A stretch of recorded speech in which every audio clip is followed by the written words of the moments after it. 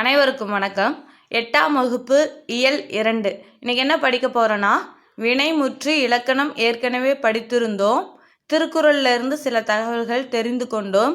இப்போ அதிலிருந்து கேள்விகள் கேட்குறேன். உங்களுக்கு பதில் ஞாபகம் வருதா பாருங்க. இல்லைன்னா நீங்கள் புக்கை எடுத்து படிச்சோ வீடியோ கேட்டோ நீங்கள் மறுபடியும் முயற்சி செஞ்சு பார்க்கலாம். சரிங்களா? முதல் கேள்வி பாருங்க. வினைமுற்று எத்தனை வகைப்படும்?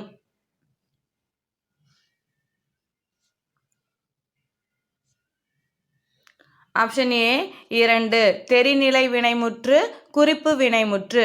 வினைமுற்றுனா என்ன? வினைனா என்ன? வினைனா ஒரு செயல்.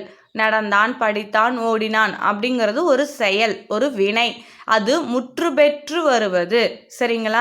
மலர்விழி எழுதினாள் அப்படின்னு எடுத்துக்காட்டு கூட படித்தோம். இப்போ மலர்விழின்னு மட்டும் இருந்துச்சுன்னா அது ஒரு பேர். அதுவே மலர்விழி எழுதினாள் அப்படிங்கும் பொழுது எழுதுதலாகிய வினையை செஞ்சுருக்காங்க.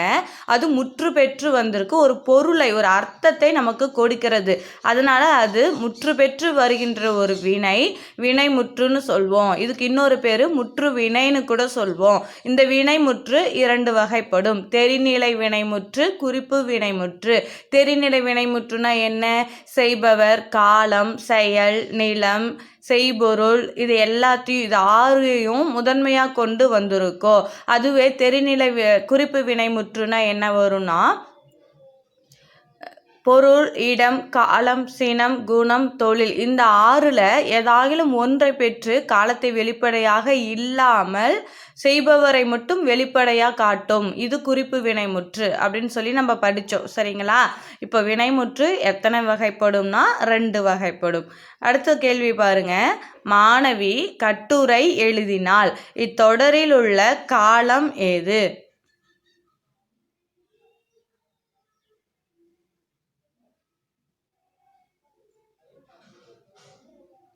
ஆப்ஷன் ஏ இறந்த காலம். மாணவி கட்டுரை எழுதினாள் அப்படின்னா அது எழுதி முடிச்சிட்டா, அப்போ அது இறந்த காலம். அதுவே எழுதுகிறாள் அப்படின்னு இருந்துச்சுன்னா அது நிகழ்காலம். எழுதுவாள் அப்படின்னா அது எதிர்காலம். சரிங்களா? மாணவி கட்டுரை எழுதினாள் என்பது இறந்த காலம். 3வது கேள்வி பாருங்க. காலத்தை வெளிப்படையாக காட்டாது செய்பவரை மட்டும் காட்டுவது எது?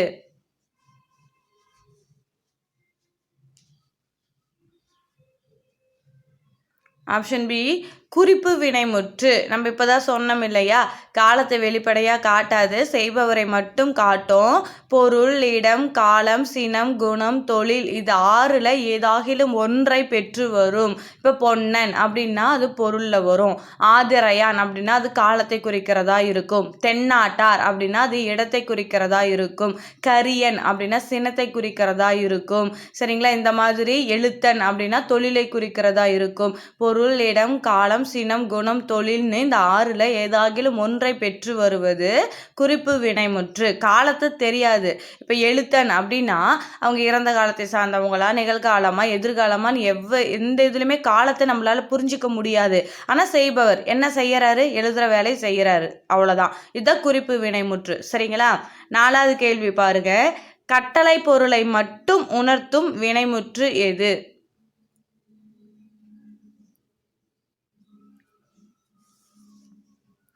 ஆப்ஷன் சி ஏவல் வினைமுற்று. நம்ம சொல்லியிருந்தோம் ஏவல் அப்படின்னாலே கட்டளை, ஏவுதல். தனக்கு முன்னாடி இருக்கிற ஒருத்தரை ஒரு செயலை செய்யும்படி இதை செய், எழுது, ஓடு, பாடு அப்படின்னு கட்டளையாக சொல்கிறது, அதுதான் ஏவல். சரிங்களா? இது கட்டளை பொருளை மட்டும்தான் உணர்த்தும் ஏவல் வினைமுற்று. அது வியங்கோல் வினைமுற்றுனா என்ன சொல்லியிருந்தோம்? வாழ்த்துதல், வைதல், விதித்தல், வேண்டல், இந்த 4ன் அடிப்படையிலையும் வியங்கோல் வினைமுற்று வரும். அதுக்கு கூட கா, இய, இயர், அல் அப்படிங்கிற விகுதிகள்லாம் பெற்று வரும்னு நம்ம படித்தோம். சரிங்களா? பாருங்க, அடுத்த கேள்வி பாருங்க. 5வது கேள்வி. வியங்கோல் வினைமுற்றில் தவறானது எது?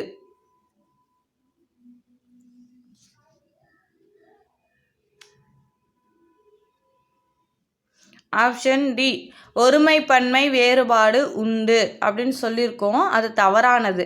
சரிங்களா? வியங்கோல் வினைமுற்று இரு திணையில் வரும்.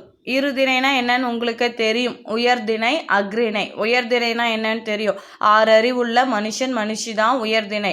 அவங்கள தவிர மனிதன் மனுஷியை தவிர மீதி இருக்கிற விலங்குகள் பறவைகள் உயிரற்ற பொருட்கள் அக்ரிணையில் வரும். இந்த மாதிரி வியங்கோல் வினைமுற்று இரு திணைகளையும் வரும். இப்போ தமிழ்நாடு வாழ்க அப்படின்னு சொல்லலாம், தமிழ் வாழ்க அப்படின்னு சொல்லலாம், மக்கள் வாழ்க அதையும் சொல்லலாம். சரிங்களா? இந்த மாதிரி இரு திணையிலுமே வரும். ஐம்பால் அப்படின்னா உங்களுக்கே தெரியும். ஆண்பால் பெண்பால் பலர்பால் ஒன்றன்பால் பலவின்பால். ஆணை குறிப்பது ஆண்பால், பெண்ணை குறிப்பது பெண்பால், பலரை குறிப்பது ஆண்பாலும் இருக்கலாம் பெண்பாலும் இருக்கலாம், அவங்க பலர்பால்.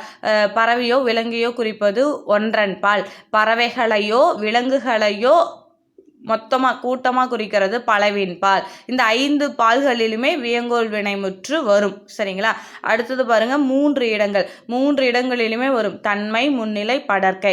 தன்னை குறிப்பது தன்மை, முன்னாடி இருக்கிறவங்களை குறிப்பது முன்னிலை, யாரோ ஒருவரை மூன்றாம் ஒருவரை குறிப்பது படர்க்கை. இந்த 3 இடங்களிலுமே வரும். வியங்கோல் வினைமுற்று ஒருமை பன்மை வேறுபாடு இல்லை. சரிங்களா? இங்கே உண்டுன்னு கொடுத்துருக்கிறதுனால இது தவறானதுன்னு சொல்லியிருப்போம். ஒருமை பன்மை வேறுபாடு இல்லை. இப்போ வாழ்கன்னு நான் சொல்கிறேன்னா ஒருத்தரையும் வாழ்கன்னு நான் சொல்ல முடியும், ஒரு கூட்டத்தையும் வாழ்கன்னு என்னால் சொல்ல முடியும். சரிங்களா? அதுதான் ஒருமை பன்மை வேறுபாடு கண்டுபிடிக்க முடியாது. சரிங்களா? அடுத்தது பாருங்க, 6வது கேள்வி. ஏவல் வினைமுற்று சொல் எது?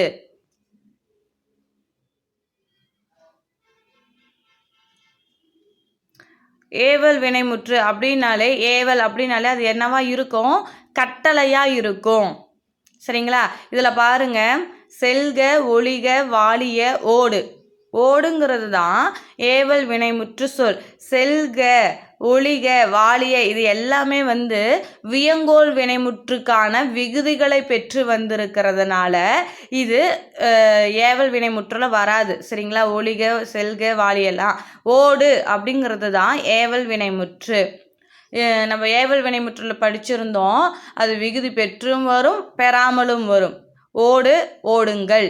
சரிங்களா? அப்படி வரும். அதுதான் ஏவல் வினைமுற்று.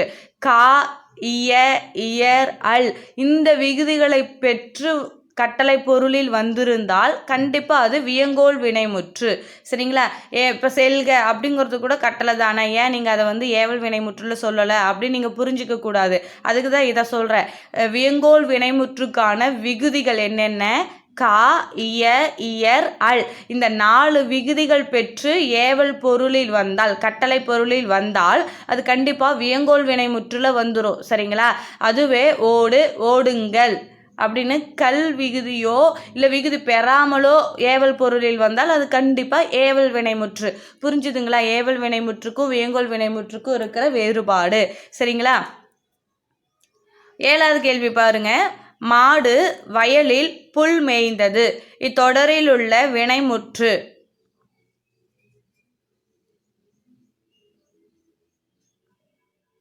Option D மேய்ந்தது.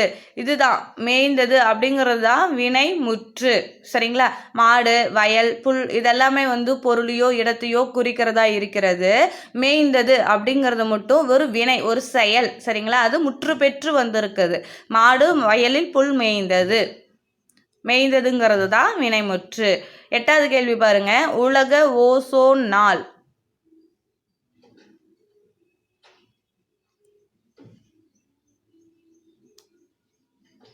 Option A September 16 தான் உலக ஓசோன் நாள். சரிங்களா? 9வது கேள்வி பாருங்க. இளமயில் கல் என்பது எவ்வகை தொடர்?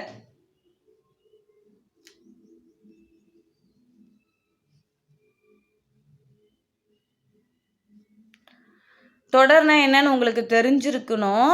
இப்போ ஆ அப்படிங்கிறது ஒரு எழுத்து, அம்மா அப்படிங்கிறது சொல்.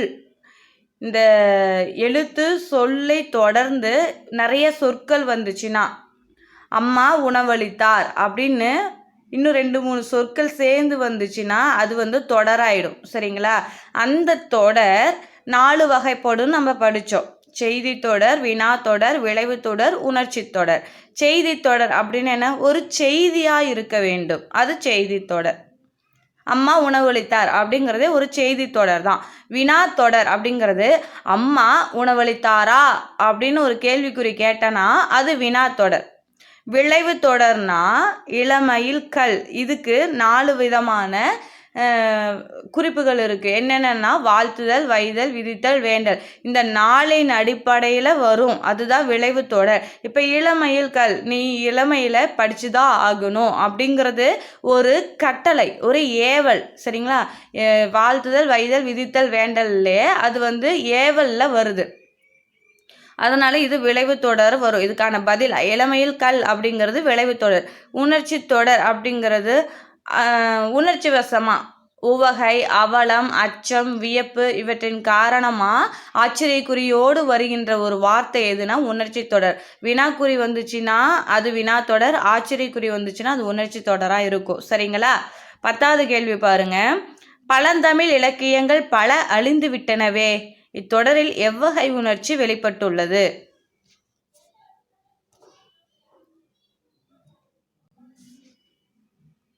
ஆப்ஷன் சி அவலம்.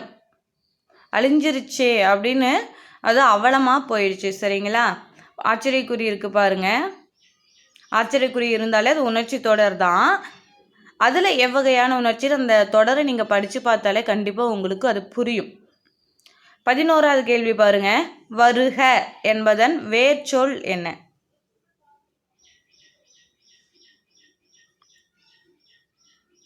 ஆப்ஷன் ஏ வா. பெரும்பாலும் பார்த்தீங்கன்னா வேர்ச்சொல்ங்கிறது ஒரு ஏவலா கூட வரும். சரிங்களா? வருக அப்படின்னா வா. இப்போ எழுதுதல் எழுது, பயில்கிறாள் பயில், நடக்கிறாள் நட, அந்த ஏவல் பொருளாகவே வரும். சரிங்களா? இப்போ வருக அப்படிங்கிறதுக்கான வேர்ச்சொல் என்னன்னா வா. 12வது கேள்வி பாருங்க. ட்ரைப்ஸ் கலைச்சொல் தருக.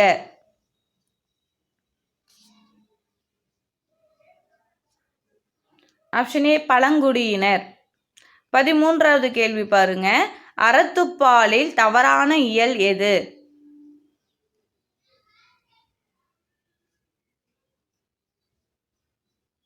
Option D ஒளிபியல். அறத்துப்பாலில் 4 இயல் இருக்கும். அறத்துப்பால் எதில் இருக்கு? திருக்குறளில் அறம், பொருள், இன்பம்னு 3 பால் இருக்குன்னு சொன்னோம் இல்லையா? அதில் ஒரு வகையான பால் அறத்துப்பால். அதில் 4 இயல் இருக்குது.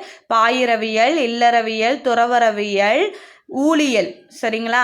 இங்கே ஒளிபியல்னு கொடுத்துருக்காங்க, அது தவறானது. அதுவே பொருட்பாலில் என்னென்ன இருக்கும்? அரசியல், அமைச்சியல், ஒளிபியல் பொருட்பாலில் இருக்கும். அடுத்ததா இன்பத்துப்பாலில் களவியல், கற்பியல்கள 2 அதிகாரம் இருக்கும். மொத்தமாக 9 இயல் தான்.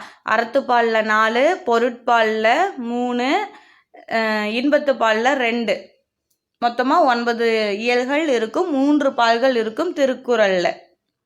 14வது பாருங்க. வல்லுருவம் பிரித்தெழுதுக.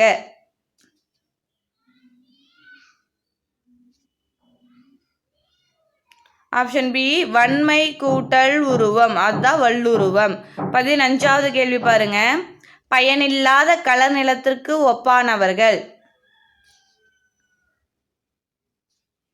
கல்லாதவர்கள் தான் பயனில்லாத களர் நிலத்திற்கு ஒப்பானவர்கள். சரிங்களா? நம்ம படித்து முடிச்சிட்டோம். கண்டிப்பாக உங்களுக்கு பிரயோஜனமாக இருக்கும்னு நான் நினைக்கிறேன். மீண்டும் அடுத்த வகுப்பில் உங்களை சந்திக்கிறேன். நன்றி.